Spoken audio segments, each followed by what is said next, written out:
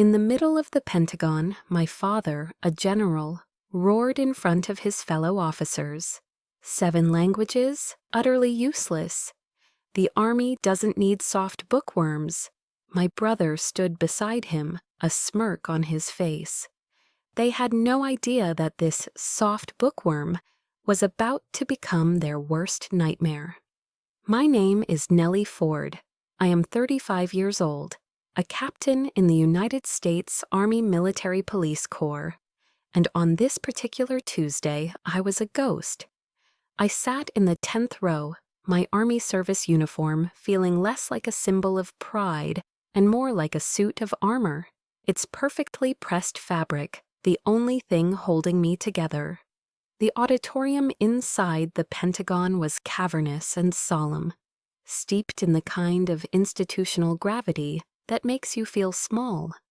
Rows of decorated officers, a sea of dark blue and gold, filled the seats.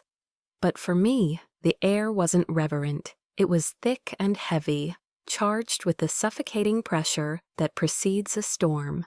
From my seat, I could see them in the VIP section.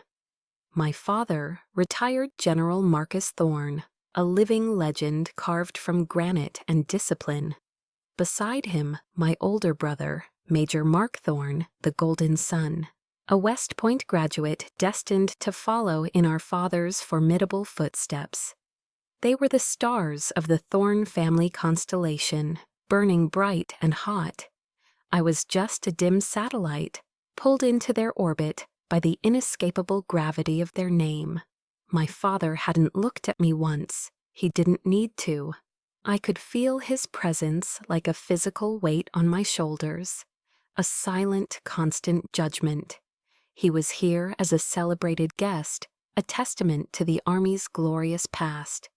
Mark was here as its promising future, and I, Captain Ford, was here as a mandatory accessory, the final, slightly disappointing piece, required to complete the portrait of the perfect military family. Just breathe, I told myself, my gloved hands clenched tightly in my lap. Just get through this in silence, be invisible. It was a mantra I had perfected over a lifetime. The ceremony droned on. Medals were presented, speeches were made. I focused on a loose thread on the chair in front of me, anything to anchor myself. Then the master of ceremonies, a full-bird colonel with a polished voice, stepped to the podium. And now, he began, his voice echoing slightly, we wish to honor an officer whose unique contributions, though often silent, have had a resounding impact. For exceptional linguistic skills that have, on multiple occasions, saved American lives in hostile negotiations.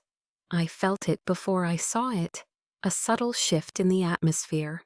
Across the auditorium, I saw my father's shoulders stiffen. His back, always ramrod straight, became a plank of solid iron. And then the unthinkable happened. He stood up, not to applaud, not to leave. He stood up with the abrupt, commanding motion of a man who owned every room he entered. He stepped into the aisle, raising a hand not in a wave, but a command to halt. The colonel's voice faltered, then died.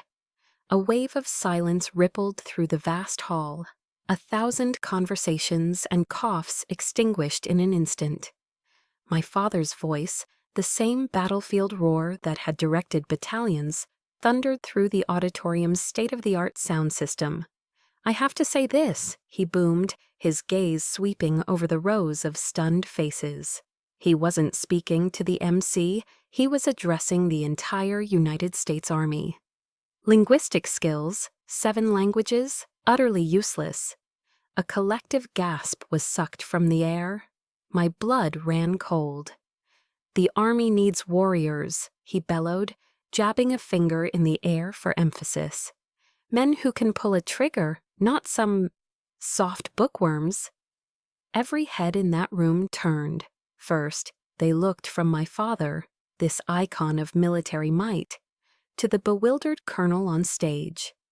Then their gazes began to skitter across the crowd, 1,000 pairs of eyes searching, curious, and then, like magnets snapping to steel, they all found me. The only officer in the room who fit that description. The general's daughter, the bookworm, my brother Mark, standing dutifully beside our father, did not intervene. He didn't look embarrassed. He simply watched the scene unfold, a smug, triumphant smirk pulling at the corner of his mouth. It was a look of pure victory. My world didn't just crack, it atomized. A high-pitched ringing filled my ears, blocking out the shocked whispers that had started to erupt. A hot, searing wave of shame washed over my face, my neck, my entire body. I was naked, flayed open in a room full of my peers, my superiors, my subordinates, and my own family held the knife. But just as the humiliation threatened to swallow me whole, another voice cut through the chaos. It was sharp, clear, and radiated an authority that didn't need to shout. General Thorne, General Shepard, the 4-star commander of USACIDC, had risen from his seat in the front row and was now striding towards the stage. He was a quiet, formidable man whose reputation was built on intellect, not volume. He fixed my father with a gaze as hard as diamond. Then his eyes found mine across the room. "Get Captain Ford up here," he commanded, his voice leaving no room for argument. "We need whisper." The silence that fell this time was different. It was heavier, deeper, laced with a profound and sudden respect. "Whisper?" I heard someone murmur from the row behind me. My legs felt like lead. My body, on some distant autopilot, began to move. I stood up. I put one foot in front of the other, and then a miracle. As I started my long walk down the aisle, a single officer in the 3rd row stood up, coming to sharp attention. Then another and another. In a silent, rolling wave, the entire room got to its feet. Lieutenants, captains, colonels, even the other generals in the VIP section. They all stood in rigid, silent salute. They weren't standing for my father. They were standing for me. I kept walking, my gaze locked on General Shepard. I walked right past my brother, whose smirk was now frozen on his face, a grotesque mask of disbelief. And then I walked past my father. He was still standing in the aisle, his body rigid, his face a ghastly, bloodless white. For the first time in my life, I saw not anger, not disappointment, but pure, unadulterated shock in his eyes. I didn't look away. I let that image burn itself into my memory as I walked toward the stage, toward the man who called me Whisper, leaving the wreckage of my family behind me. The storm had finally broken. That image of my father's face, ashen, defeated, stripped bare of its usual authority, should have been a victory. But as I stood on that stage, the respectful silence of the auditorium ringing in my ears, I felt no triumph. Instead, his shocked expression became a key, unlocking a door to a memory I had long kept bolted shut. The polished floor of the Pentagon dissolved, and suddenly I was 17 again, standing on the cold linoleum of our small house, on base at Fort Riley, Kansas. It was Thanksgiving. Our home, a standard issue wooden duplex assigned to Army families, was filled with the rich, comforting aromas of American tradition. The savory scent of a slow-roasting turkey, the sweet spice of my mother's pumpkin pie cooling on the counter. The air should have been warm, filled with laughter. But in the Thorne household, warmth was a rationed commodity. The air was cold, thin, and brittle with unspoken rules. All day, I had been clutching a secret, a thick cream-colored envelope that felt like a ticket to another universe. It was my acceptance letter from Georgetown University, offering a full scholarship for their linguistics program. It wasn't just an acceptance, it was an escape. It was my dream, printed in elegant navy blue ink. I had hugged it to my chest, my heart thrumming with a nervous, hopeful energy, waiting for the perfect moment to share my triumph, to finally earn a sliver of the approval that was heaped so effortlessly upon my brother. That evening, our dining table was crowded with relatives, aunts and uncles in their Sunday best, all orbiting the gravitational center of our family, my father. He sat at the head of the table, a king presiding over his court, and next to him, the crown prince, my brother Mark, home for the holiday from his first year at West Point. He was the sun, and every conversation was a planet revolving around him. The stories were endless, of his grueling training, the respect he commanded from his peers, the glowing praise from his superior officers. He soaked it all in with a practiced, humble confidence that I knew was anything but. I sat silently, picking at my green bean casserole, feeling my own light dim until I was nothing more than a shadow at my own family's table. I was invisible. Finally, as the dessert plates were being passed, I saw my chance. My hands trembled slightly as I pulled the envelope from the pocket of my dress. My voice was small, barely a whisper. "Dad, I have something." I slid the letter across the polished wood of the table.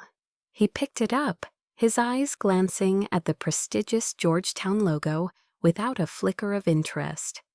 Then he set it down, not in a clear space, but next to the greasy carcass of the turkey, a place reserved for discarded bones and crumpled napkins.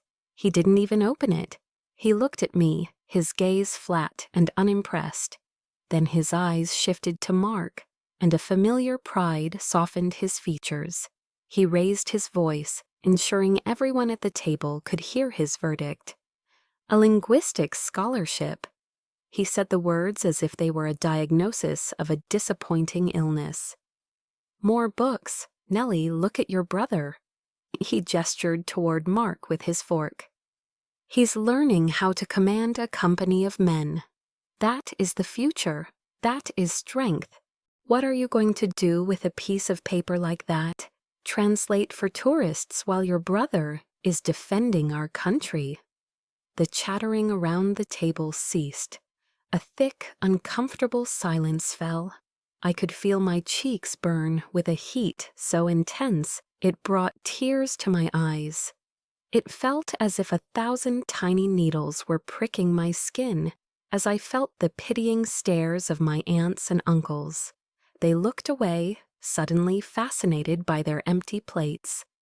Across the table, Mark just shrugged, a perfect pantomime of indifference. But I saw it, a glint of cruel satisfaction in his eyes. He had won again. The final killing blow came with the dessert. My father stood, raising his glass of wine. "Everyone," he announced, his voice once again booming with pride.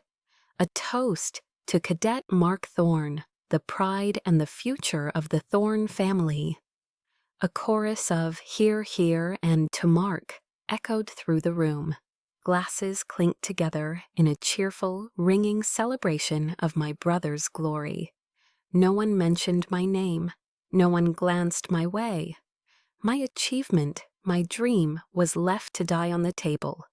My letter, the most important piece of paper in my young life, lay forgotten.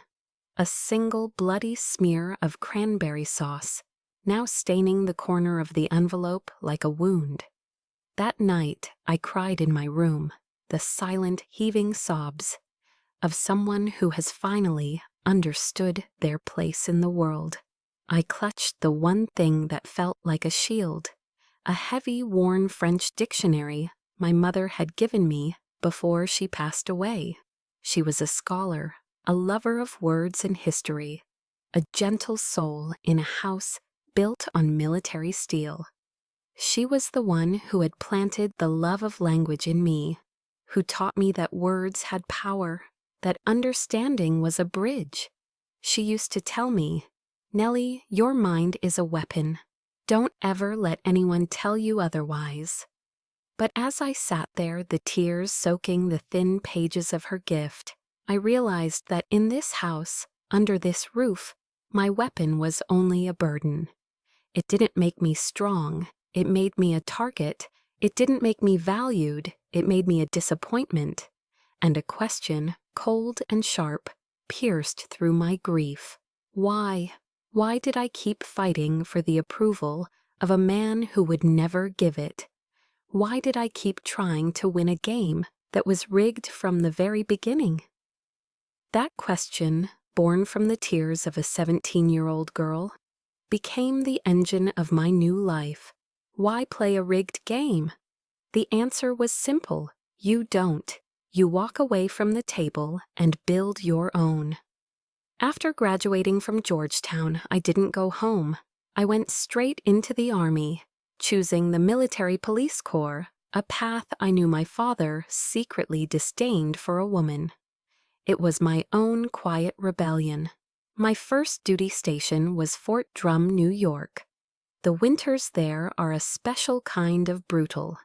It's not just the heavy lake effect snow that buries everything in a blanket of oppressive white. It's the wind.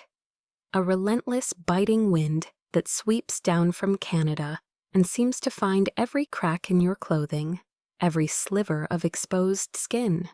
But even that profound physical cold was nothing compared to the icy reception I received from my colleagues. I was the only female MP officer in my unit, and the only one with a degree in something other than criminal justice. I was an anomaly, and they never let me forget it. They called me Georgetown, a nickname that dripped with sarcasm, or even worse, the dictionary. In our daily briefings, I would try to offer analysis on how cultural nuances or local dialects might impact a mission, only to be met with dismissive shrugs or outright interruptions. My commanding officer, a captain of the old school who believed muscles solved every problem, once told me point blank, "Ford, I need MPs who can kick down a door, not ones who can analyze Farsi poetry." My assignments reflected their opinion of my skills. I was relegated to the most tedious tasks, primarily translating stacks of mundane documents, a job everyone believed a machine could do better. I was isolated, my expertise treated not as an asset, but as a bizarre and useless hobby. The loneliness was a physical presence, a constant companion in the gray, frozen landscape. But I refused to break. The girl who cried over a stained envelope was gone. In her place was a woman, forged in quiet fire. I took their disdain and turned it into fuel. I didn't complain, I worked. I showed up earlier than everyone and stayed later. I spent hours in a small windowless room, listening to interrogation tapes over and over, not just for the words, but for the hesitations, the shifts in tone, the subtle grammatical tells that signaled deception. I used my own money to buy books on criminal psychology and nonverbal communication, building a library they would never read. I created my own system, a unique matrix that blended linguistics, cultural anthropology, and psychology to build profiles of our subjects. It was a weapon no one else had, and I sharpened it in silence. At night, alone in my sterile barracks room, the wind howling outside my window, I found solace in a different kind of voice. I read the works of Maya Angelou, her words a balm for the day's small cuts. Her poem, Still I Rise, became my silent creed. I would recite it to myself in the dark. You may shoot me with your words, you may cut me with your eyes, you may kill me with your hatefulness, but still, like air, I'll rise. I didn't need their validation, I just needed to prove them wrong. My chance came in the form of a dead-end case. An internal arms smuggling ring had been operating on the base for months, and the investigation had stalled completely. They had a prime suspect in custody, a civilian contractor, but he refused to talk. After weeks of getting nowhere, they were forced to turn to me as a last resort. The problem? The suspect spoke only a rare dialect of Pashtun, common in a remote valley of Afghanistan. They led me to the interrogation room, the air thick with stale coffee and failure. Inside, the man sat sullen and defiant. I didn't use threats. I didn't raise my voice. I simply sat down and began to speak to him in his own tongue. I didn't ask about weapons. I asked about his home. I spoke of the poets from his region, of the ancient folk tales his mother might have told him. I saw a flicker of surprise in his eyes, then a deep, profound sadness. I recognized it instantly, the bone-deep ache of homesickness, of being a world away from everything you know. I had built a bridge to him, not with pressure, but with understanding. 2 hours later, he had confessed to everything, mapping out the entire smuggling network. When I walked out of the interrogation room, holding the signed confession, the entire office fell silent. The usual clatter of keyboards and ringing phones ceased. My captain, the man who wanted door kickers, looked up at me from his desk. He said nothing, but for the first time, the dismissive smirk was gone. In its place was a look of grudging respect. It wasn't a medal, it wasn't a public commendation, but it was my first victory. A small, silent win on a long, lonely road. That silent victory at Fort Drum opened a door I never knew existed. My success in the Pashtun case meant my methods, once dismissed as eccentric, were now a subject of official interest. I was summoned to a high-level briefing with Erkiber, the Army's cyber command, to report on my process. The briefing room at Fort Meade was another world entirely. Gone was the rugged, practical grit of Fort Drum, replaced by the sterile, constant hum of servers processing the nation's secrets. The air was cold, smelling of chilled, filtered air and hot electronics. It was filled with sharp-eyed tech specialists, men and women who lived in a world of signals intelligence, of firewalls and encrypted data streams. I, with my focus on the unpredictable, messy nuances of human behavior, felt like a historian in a room full of physicists, an analog expert in a digital fortress. I delivered my presentation, my voice steady as I walked them through my methodology, the cultural mapping, the analysis of paralinguistic cues, the psychological profiling based on word choice. When I finished, the response was a wave of polite, professional nods. They understood the outcome, the what, but the process, the how, remained a foreign abstraction. They saw the data point, but not the person behind it. As the room began to clear out, a quiet shuffling of chairs and murmured conversations filling the space, one person stayed behind.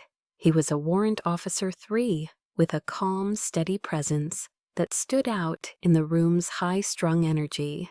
He waited patiently, not looking at his phone or packing a briefcase, just waiting until we were the only two left. "Captain Ford," he began, his voice calm and deep, a stark contrast to the boisterous tones I was used to. "Elias Vance, but everyone calls me Eli." He didn't offer a handshake, just a small, respectful nod. He wasn't looking at the results on my final slide. He was looking directly at me. "I have a question about your process. You mentioned you identified the suspect's primary deception based on his reversal of sentence structure when discussing logistics. That's not in any field manual. That's art." I was stunned into silence. For years, my work had been judged solely on its product. A confession, a piece of intel. It was a binary world of success or failure. But this man, this stranger, wasn't just seeing what I did. He understood how I did it. He saw the craft, the delicate, intuitive dance behind the science. For the first time, I felt not just successful, but truly seen. "Thank you, warrant officer," I managed, my voice a little hoarse. "Eli," he corrected gently. "Would you have time for a coffee, Captain? I'd like to hear more about your art." We ended up at a small, off-base diner, the kind of place with worn red vinyl booths, the faint smell of bacon in the air, and a waitress who called everyone Hun. Over mugs of steaming black coffee, we talked for hours. It was effortless, a conversation that flowed like water. I found myself telling him things I hadn't spoken of in years. About my mother's old books, about how she taught me that every language was a unique key to a different way of seeing the world, a different way of feeling. He, in turn, spoke of the beauty he found in his own world. He described the elegance of clean code, comparing it to poetry where every line has a purpose, nothing wasted. He explained how he could identify a hacker's voice just by the patterns they used, the unique signature they left behind in the digital architecture. "A sloppy coder leaves messy footprints," he explained, his eyes lighting up with passion. "An arrogant one uses unnecessarily complex structures to show off. A paranoid one builds layers of misdirection. It's all there. You just have to know how to listen." "Our worlds are more similar than I thought, Eli," I said, a small, genuine smile forming on my face. "You decode machines, I decode people. We're both just looking for the truth hidden beneath the surface." In that moment, a connection sparked, a sense of kinship I had never once felt with my own brother. With Eli, I wasn't the odd dictionary girl. I wasn't a disappointment. I was a respected peer, an expert in my field. And he was the first person to make me feel that way. A few days later, an email from him appeared in my inbox. There was no long message, just a single link to a Brené Brown TED Talk on the power of vulnerability. Below the link, he had typed one short sentence. "Courage isn't about not feeling afraid. Courage is about feeling afraid and stepping into the arena anyway." He saw it all. He saw the resilient armor I wore every day, but he also saw the fear I hid beneath it. He understood the silent, exhausting battle I fought. That Saturday, I was buried under translations in my office, the fluorescent lights humming into the late hours, casting a sterile glow on the piles of paper. The loneliness in those moments was a palpable thing, a weight in the quiet room. Around 9 p.m. the door opened. It was Eli, holding a large pepperoni pizza box and a cold can of Coke. "Thought you might need this," was all he said. He didn't offer advice or try to fix my problems. He simply pulled up a chair, opened his own laptop, and sat with me in the quiet hum of the office, a silent partner in the late-night grind. His presence was a profound statement that spoke louder than any words. You are not alone. It was then I truly understood.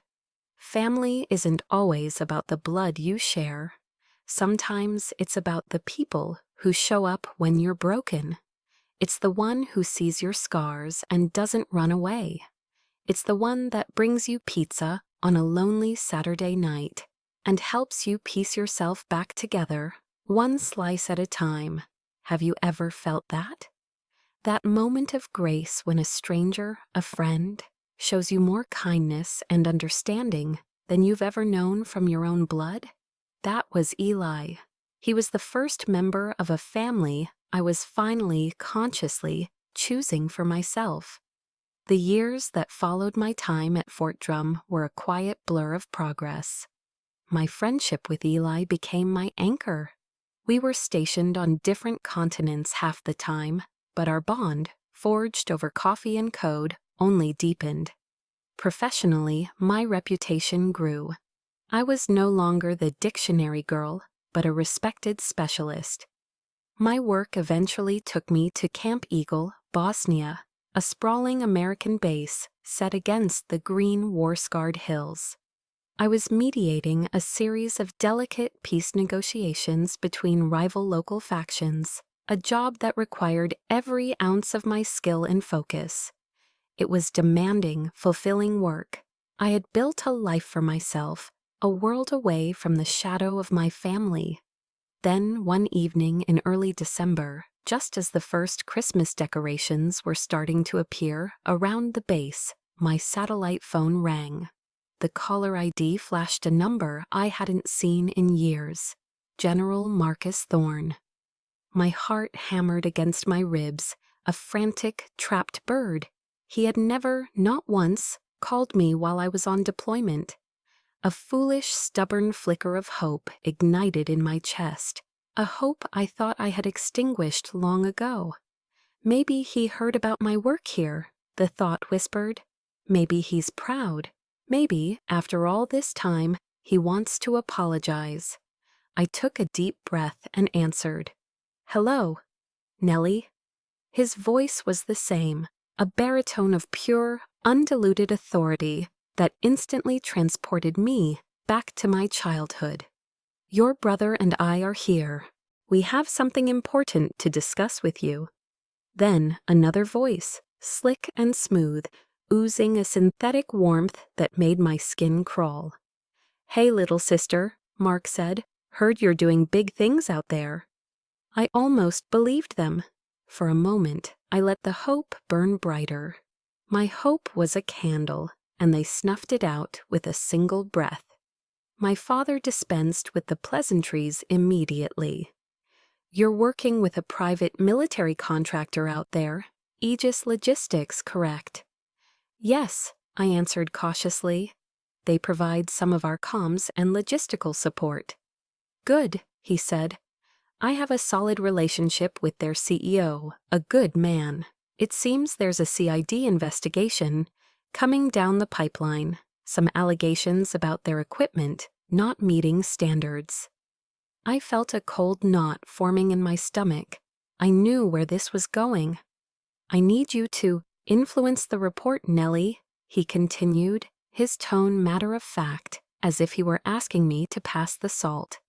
Just soften it, omit a few of the more damaging technical details, emphasize the positive operational record. Consider it a favor for the family. I was speechless. The audacity of it stole the air from my lungs. He wasn't just asking me to lie, he was asking me to commit a felony, to betray my oath, my unit, and the very core of my duty as an officer, all to protect one of his business connections. Dad, I stammered, my voice barely audible. That's illegal. It's a violation of the Uniform Code of Military Justice. It's an ethical breach. The warmth, fake as it was, vanished from his voice, replaced by a familiar, chilling cold. Don't you dare lecture me about ethics, Nellie, he snapped. I served this country for 40 years. You're just a captain. This is how the world works. You help us, we help you. Don't forget who gave you that name on your uniform.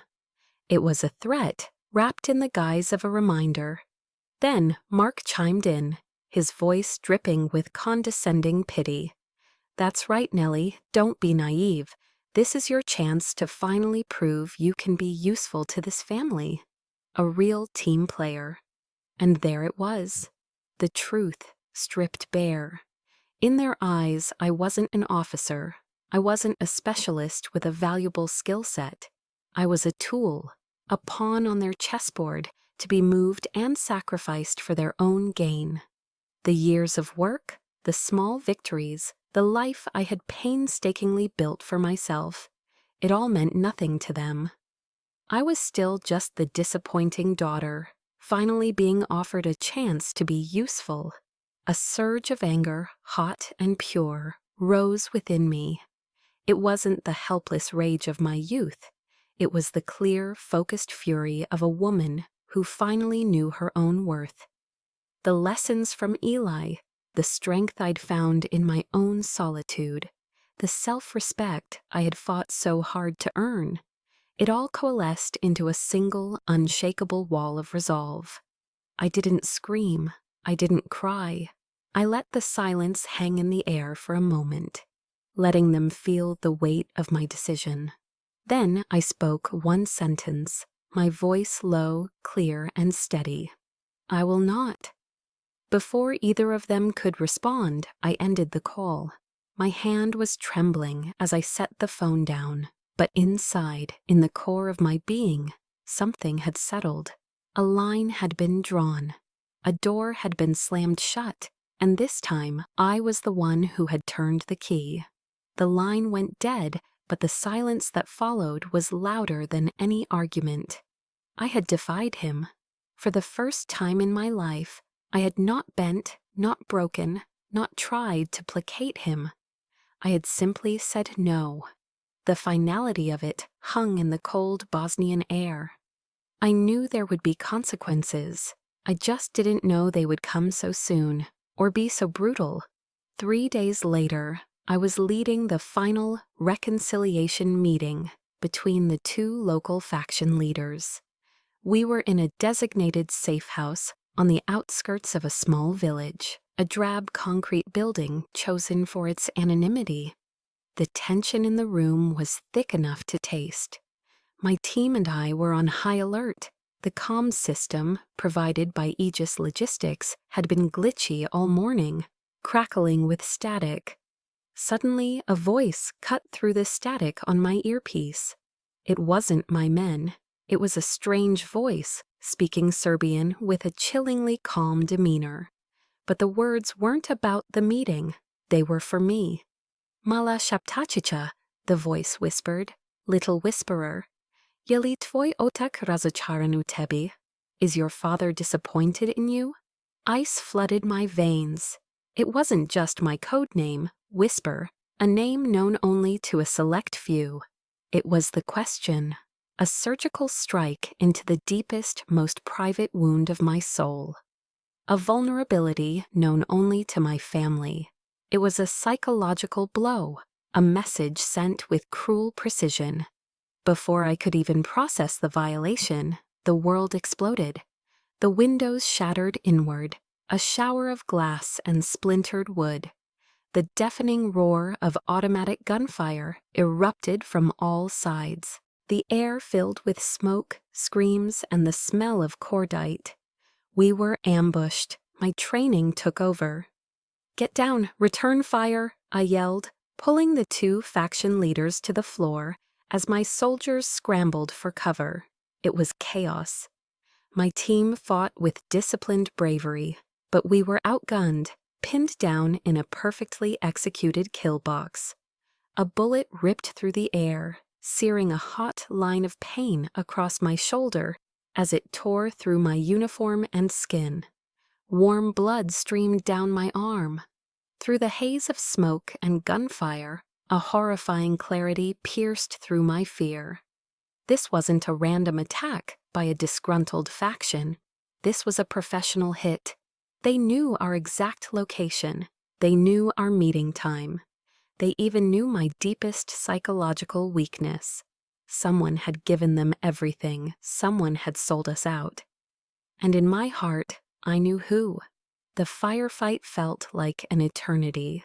When the rescue helicopters finally arrived, their thumping blades scattering the smoke and driving the attackers back into the woods, all I could think of were two images: my father's cold, commanding face and my brother's smug, triumphant smirk. This was their answer to my defiance. They hadn't just disowned me. They had tried to erase me. Back at Camp Eagle, the medics patched up the gash on my shoulder. The physical wound was clean, manageable, but it was nothing compared to the wound in my soul. They tried to kill me, my own family, to protect a business deal, to maintain a relationship, to punish my insubordination. The official report was a masterpiece of bureaucratic fiction. The incident was classified as a protocol failure, a tragic consequence of meeting in a compromised location. As a result, I was being reassigned for my own safety. It was a lie. I was being exiled, sent to a desk job at Fort Belvoir, Virginia, where I could be silenced and forgotten. That night, in my temporary quarters, I stood before a small mirror. I looked at the reflection staring back, a tired woman, her face pale with shock, a fresh bandage stark against her uniform. But her eyes were not defeated, they were burning. The simmering anger I had suppressed for a lifetime had finally erupted, forged in the crucible of betrayal and fire into a single, cold, hard purpose. Have you ever been pushed so far, betrayed so deeply, that all the fear inside you burns away and leaves nothing but pure, unyielding resolve? That was me in that moment. I placed my hand over my heart, over the uniform they had tried to turn into my shroud, and I whispered the words of my oath, the sacred promise I had made to my country, but now remade for myself. I, Nellie Ford, will support and defend the Constitution of the United States against all enemies, foreign and domestic. My voice was a low, steady whisper, but it was the most powerful sound in the world. And I knew with absolute certainty that my enemy was no longer a distant threat in a foreign land. My enemy was domestic. My enemy shared my blood. The real war had just begun. My exile to Fort Belvoir, Virginia, was meant to be a quiet professional death. They gave me a gray, soulless cubicle in a sprawling administrative building, a mountain of mind-numbing paperwork, and expected me to fade away. They underestimated me. I didn't see a prison, I saw a command center. I didn't waste a single second on self-pity. The fire of my oath burned too brightly for that. My first and only call was to Eli. Using a secure, encrypted line, I reached him at his post in Germany. "Eli, it's Nellie," I said, my voice low and urgent. "I need your help. It's off the books, and it's dangerous." I told him everything. The phone call from my father and brother, the demand to falsify a report, my refusal, and the perfectly executed ambush that followed just 3 days later. I laid it all out, the cold, ugly facts. A long, heavy silence stretched across the line, and for a terrifying moment, I feared I had asked too much, that I had dragged my only friend into a mess too vast and too treacherous. Then he spoke, his voice a low, steady anchor in my storm. "Nellie," he said, and I could hear the steel in his tone. "I don't care if it's a 4-star general or the president himself. No one gets to do that to an American soldier. No one." He paused, then added, "Send me everything you have. We're going to burn their system to the ground." His loyalty was the only light in my darkness. It was all I needed. We began our war in the shadows. I started with the grammar of the system, just as my old Georgetown professor had taught me. "Liars always leave grammatical errors in their narrative," he used to say. "A flawed structure, a misused word, an unnatural rhythm. Truth has a natural syntax. Deception doesn't." My battlefield was hundreds of pages of Aegis Logistics equipment performance reports. On the surface, they were perfect, too perfect. The language was a sterile collection of corporate jargon and vague, positive-sounding terms. Operational efficacy, robust performance, minor logistical variances.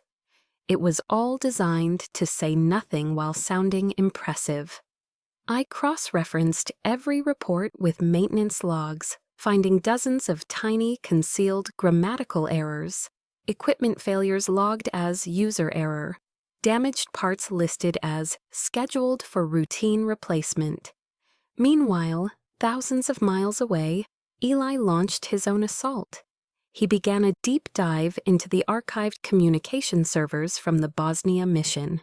As he suspected, the official record was a lie.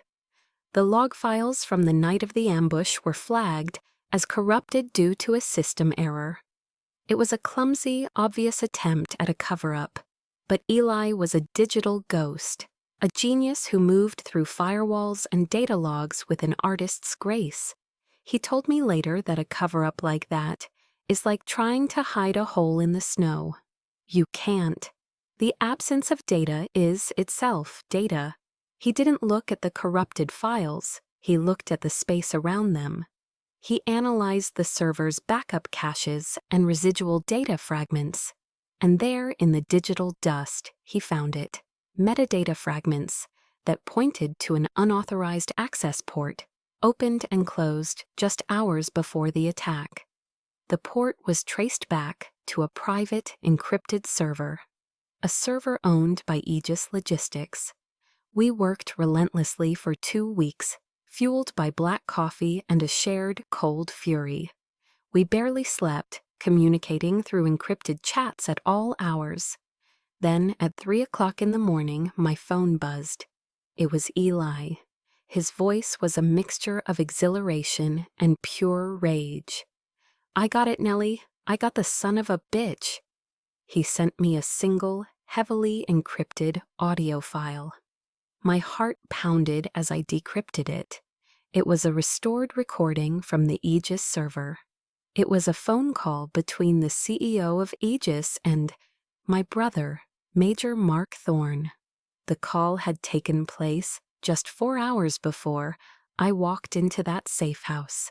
I pressed play, and my brother's voice filled the silence of my small room. "My father has done his part," Mark was saying, his voice smooth and confident. "The pressure is on. Now it's your turn. Just make sure the incident is convincing enough to shut her up permanently." The CEO murmured something about risk. "It's not a risk," Mark cut in coldly. "It's a solution." My breath hitched, my world tilted on its axis. But there was more. Eli had found another file. It was a digital copy of a contract addendum, approving a massive, no-oversight budget increase for Aegis Logistics. The authorization was dated the day after the ambush. The digital signature at the bottom was undeniable: General Marcus Thorne. I leaned back in my chair, the evidence glowing on my screen. The phone call, the signature. It was the truth, cold, sharp, and brutal. It was the confirmation of a betrayal so profound it defied comprehension. My professor was right. They had left their grammatical errors, and I had found every single one. My weapon was loaded. With the evidence in my possession, my weapon was loaded. But a weapon is useless without the right battlefield. Going through the standard channels, filing a report with the Inspector General, would have buried the truth under months, possibly years, of bureaucratic red tape. My father and his powerful friends would have suffocated it in the cradle. I needed a different kind of strategy. I needed a stage. So I made my final move. I compiled the most damning pieces of evidence, the audio file of Mark's call, the digital signature of my father's, the network logs from Eli's investigation, into a single, heavily encrypted summary. I didn't send it to the investigators. I sent it directly to the one man I knew valued honor above allegiance, General Shepard. The file was attached to a message with a single line: "General, the honor of the Army is at risk." For 3 agonizing days, there was nothing but silence. I started to fear I had miscalculated, that I had overplayed my hand. Then a short, formal order arrived in my inbox. "Captain Ford, you are required to attend the annual awards ceremony at the Pentagon." No explanation, none was needed. I understood immediately. General Shepard wasn't just acknowledging my message. He was setting the stage. The ceremony, an event where my father was scheduled to receive a Lifetime Achievement Award, was not going to be his coronation. It was going to be his tribunal. And I was to be the star witness. I returned to the same auditorium that had been the theater of my greatest humiliation. The air was thick with the same sense of pomp and circumstance, the same sea of dark blue uniforms and polished brass. But this time I felt no anxiety.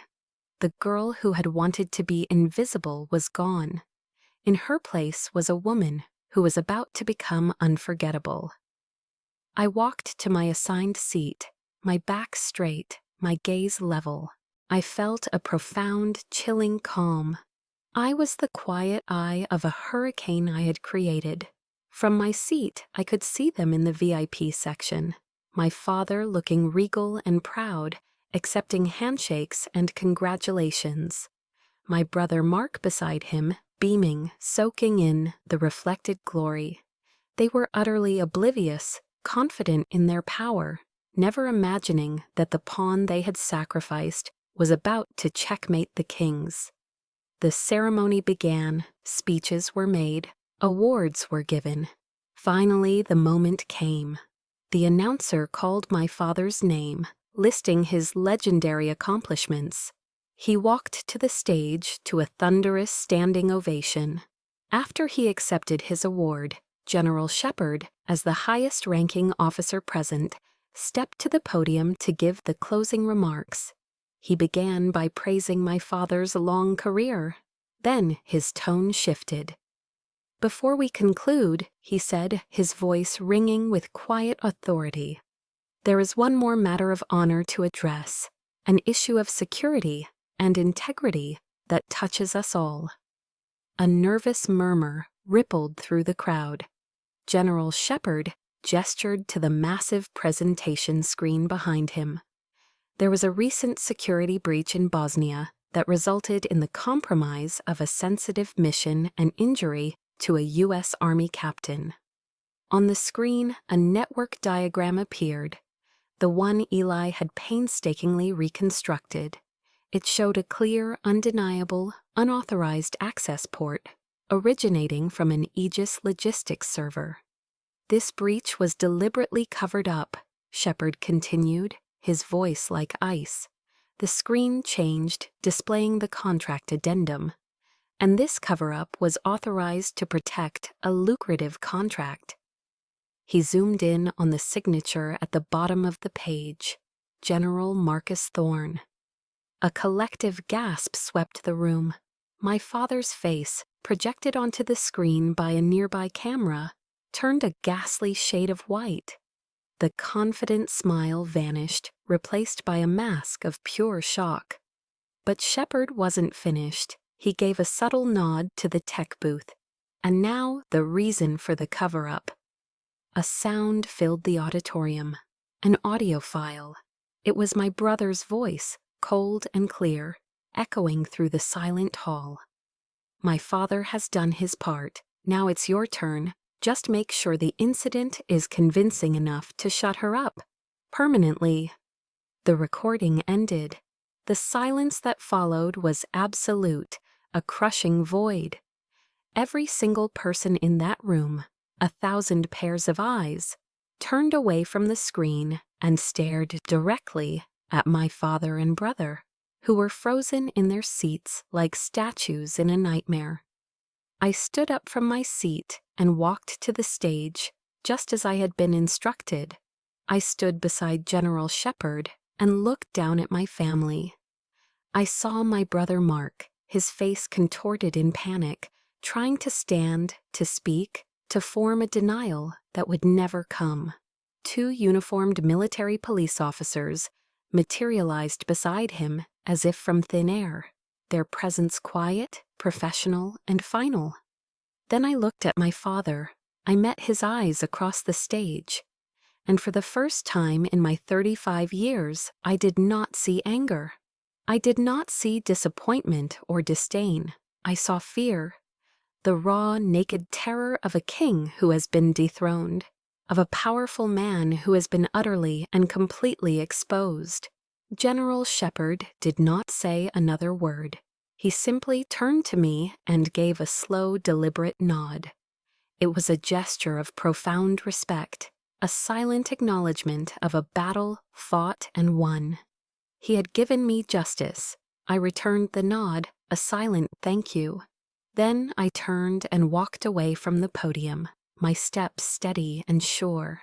I walked past the chaos, past the shocked whispers, past the ruins of the House of Thorn. I did not look back. I didn't need to. The storm was finally over. The storm had passed, leaving behind a strange, hollow silence. The days following the ceremony at the Pentagon were a blur of official proceedings. I gave my formal testimony to the investigators from the Inspector General's office, a calm, factual recounting of events. The evidence Eli and I had gathered was irrefutable. The system, once it was pointed in the right direction by a man with the integrity of General Shepherd, began to move with grim efficiency. The aftershock of my actions rippled through the military community. The name Thorn, once a synonym for honor and legacy, was now whispered with shame and disbelief. I felt a profound sense of relief, the feeling of a crushing weight being lifted from my soul. But underneath it, there was a deep, bone-weary exhaustion. The war was over, but the battlefield was my own life, and the casualties were my own family. I had one final encounter with my brother. As I was leaving the investigator's office, I saw him being escorted down the hallway by two stone-faced military police officers. He was in handcuffs, his uniform stripped of its insignia. When he saw me, his face, already pale with fear, contorted into a mask of pure venomous rage. "Are you happy now, Nellie?" he snarled, his voice a low, guttural growl. The MPs tightened their grip on his arms. "You destroyed this family, all of it. It was always you, wasn't it? Just a jealous, selfish little bitch who couldn't stand to see me succeed." His words, which once would have pierced me to the core, now felt like stones thrown against a fortress wall. They bounced off, powerless. I looked at him, at the man who was my brother, and felt nothing but a cold, empty pity. "No, Mark," I said, my voice calm and even. "I didn't destroy our family. I just told the truth. You and Dad destroyed it all by yourselves." I turned and walked away, not looking back, his furious, impotent shouts fading behind me. My father was not arrested immediately. His rank and decades of service afforded him a level of procedural courtesy. But his career was over. His reputation was shattered. His legacy was ashes. He requested to see me. I agreed to one last meeting, not for him, but for me. We met at a quiet coffee shop in Arlington, a place with wide windows that looked out onto a gray, overcast sky. He looked old. The ironclad authority had crumbled, leaving behind a stooped, tired man who seemed to have aged a decade in a matter of days. He sat stirring a cup of black coffee, his hands trembling slightly. He didn't apologize. He didn't admit fault. He didn't even meet my eyes for long. Instead, he slid a small black velvet box across the table. "Nellie," he said, his voice raspy, broken. "This is my West Point ring. I want you to have it." He finally looked up, his eyes pleading. Let's forget all this. We're still family, after all." It was his last move on the chessboard, a final, desperate attempt at manipulation. He was offering me the ultimate symbol of the legacy he had always denied me, a bribe to buy my silence, my forgiveness. He still didn't understand. He thought the prize I had always wanted was his approval, his world, his ring. He never realized that all I had ever wanted was a father. I gently pushed the box back across the table toward him. "I don't need it, General," I said, and the formal title felt both strange and liberating on my tongue. It was the final boundary, a wall I was building brick by brick. Honor isn't in a piece of gold, it's in our actions. And your actions and Mark's, they almost got me killed. I stood up from the table, my chair making a soft scraping sound on the floor. The few patrons in the cafe didn't look up. "I hope one day you understand that," I said, my voice quiet but firm. "But I can't wait for that day. From now on, I'm living my own life. I wish you luck, sir." I turned and walked out of the coffee shop, out into the cold air, and I did not look back. A wave of relief washed over me, so potent it almost brought me to my knees. But it was followed by a sharp, aching pang of grief. The phantom limb of a family that was no longer there. I had lost a father and a brother. I had lost the family I was born into. But as I walked down the street, feeling the cold Virginia air on my face, I knew with a certainty that settled deep in my bones that I had finally, truly, found myself. The aftermath of my war was quiet. After the tribunals, the dishonorable discharges, and the prison sentences, a deep silence fell over the House of Thorn. My father's name was stripped from buildings, his portraits removed from halls of honor. His legacy, the thing he had sacrificed his own daughter for, had turned to dust. I felt no joy in it, only a profound and quiet sense of peace. The heavy chains of expectation and disappointment that had bound me my entire life had finally rusted through and fallen away. I was free. I chose to leave the high-stakes world of field operations behind. On the advice of General Shepard, I accepted a teaching position at the U.S. Army Military Police School at Fort Leonard Wood, Missouri. It was a world of rolling green hills and earnest young soldiers, a world away from the sharp edges of Washington, D.C. and the ghosts of Bosnia. I was tasked with designing and leading a new program, Strategic Intercultural Engagement. My own little corner of the Army, built on a foundation of empathy. On my first day, as I walked up to my new office, I saw a small polished brass plaque on the door. It didn't have my name on it. It simply said, "The Whisper Room." It was a quiet gift from Eli. I stood there for a long moment, a slow, genuine smile, spreading across my face, for the first time in what felt like years. My legacy would not be a codename whispered in the shadows of intelligence operations. It would be a classroom, a place to pass on what I had learned, to ensure that no young officer would ever be made to feel that their intellect was a weakness, or that a weapon that didn't fire bullets was useless. In my first class, I didn't begin with grammar or vocabulary.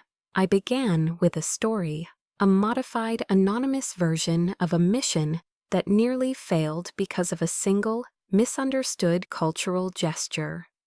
I taught them how to listen, not just to words, but to silences. I taught them how to look into someone's eyes and see the story they weren't telling.